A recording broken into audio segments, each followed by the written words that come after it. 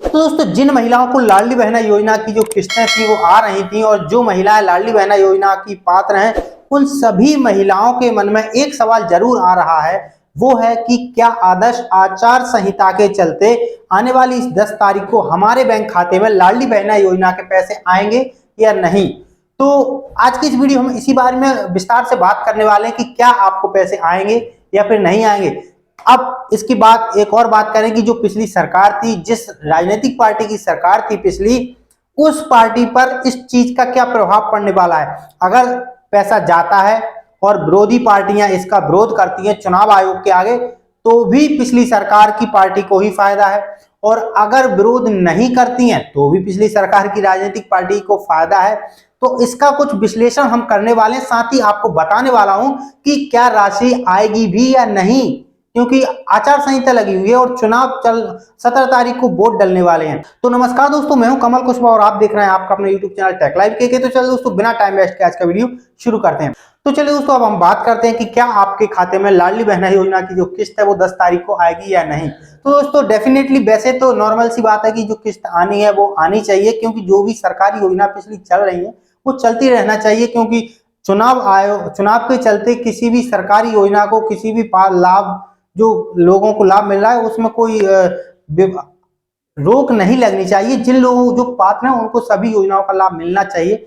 लेकिन अभी जो लाडली बहना चल रही है, इसकी जो किस्त आनी है वो लगभग बहुत सारी महिलाओं को आने वाली है। और ऐसे में अगर ज्यादा संख्या में, इतनी ज्यादा संख्या में जब महिलाओं के खाते में पैसा आएगा, तो कहीं ना कहीं इस चीज का फायदा उस राजनीतिक पार्टी को भी हो सकता है जिसकी सरकार पिछली थी। अभी जो जिसकी सरकार थी उसको फायदा पहुंचेगा। ऐसे में कई सारी विरोधी पार्टियां भी इस चीज का विरोध कर सकती हैं और चुनाव आयोग के सामने ये बात रख सकती है कि ये जो लाडली बहना का पैसा है इसको फिलहाल रोका जाए, क्योंकि अगर ये आता है तो कहीं ना कहीं ये राशि लाडली बहना योजना की चुनाव के नतीजों को प्रभावित कर सकती है और जिस पार्टी की सरकार थी उसको फायदा पहुंच सकता है। तो ऐसे में अगर ये लोग विरोध करेंगी अदर पार्टियां, तो इस चीज को लेकर भी जो पिछली सत्तारूढ़ पार्टी थी वो भी फिर भी कहेगी कि देखिए, हम लोग तो आपको योजनाओं का लाभ दे रहे थे, लाडली बहना में आपके पैसे भेज रहे थे, लेकिन देखिए ये जो पार्टियां हैं ये हमको पैसा आपके खाते में नहीं डालने दे रही हैं। अब आप डिसाइड करिए कि आप किसे वोट देना पसंद करें। तो इस तरह से भी इनको ही फायदा होने वाला है।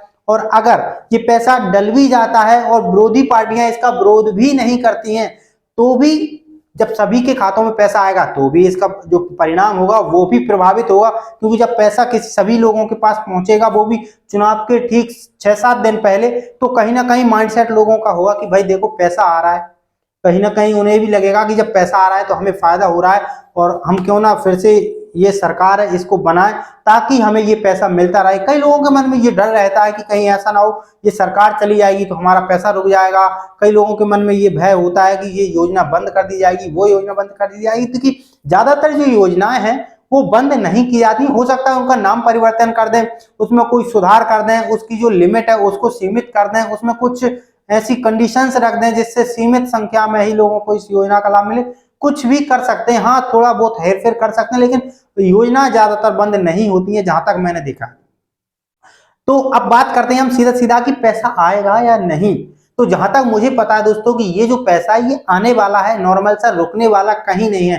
लेकिन हाँ, अगर चुनाव आयोग को ये लगता है कि हाँ ये सही नहीं है, अगर ये पैसा लोगों तक पहुंचता है, तो इसके माध्यम से जो है कहीं ना कहीं चुनाव के नतीजे प्रभावित हो सकते हैं, चुनाव पर गलत प्रभाव पड़ सकता है। तो चुनाव आयोग के पास ये शक्तियां होती हैं कि वो इन चीजों को मेंटेन करें और जो भी नियम के तहत आता है उसको देखें, और उस पर अगर रोक लगाई जा सकती है तो रोक लगा भी सकते हैं। ये चुनाव आयोग डिसाइड करता है, ना कि कोई राजनीतिक पार्टियां। हाँ, अगर इस तरह की कोई ऐसी गतिविधि है जो चुनाव को प्रभावित करती है आचार संहिता के चलते, उसकी शिकायत जरूर चुनाव आयोग से कोई भी पार्टी कर सकती है। सभी आजाद हैं और सभी को अधिकार है ऐसा कि अगर कोई ऐसा गलत काम होता है जो चुनाव को प्रभावित करता है, गलत तरीके से काम होता है, तो उसकी शिकायत चुनाव आयोग ने खुला मंच रखा है, आप हमसे शिकायत कर सकते हैं, हम उसको विचार करेंगे, उस पर कार्रवाई भी करेंगे।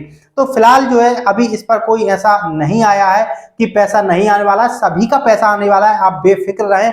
अगर पैसा नहीं आएगा या इस पर कोई रोक लगाई जाती है तो अगर ऐसा कोई आदेश चुनाव आयोग की तरफ से निकाला जाता है तो आपको हमारे इस YouTube चैनल पर वीडियो जरूर मिल जाएगी। अगर आपके मन में फिर भी कोई डाउट है, कोई क्वेश्चन या सवाल है तो कमेंट बॉक्स में कमेंट करके जरूर बताइएगा। वीडियो पसंद आई है तो प्लीज वीडियो को लाइक करें। अगर आप इस चैनल पर नए हैं तो चैनल को सब्सक्राइब कर लीजिए और पास वाली घंटी के बेल आइकन को प्रेस करके ऑल पे क्लिक कर दीजिए, जिससे कि आने वाली वीडियोज की नोटिफिकेशन आप तक आती रहे। तो आज की इस वीडियो में बस इतना ही दोस्तों, मिलते हैं अगली वीडियो में, तब तक के लिए थैंक यू सो मच, धन्यवाद।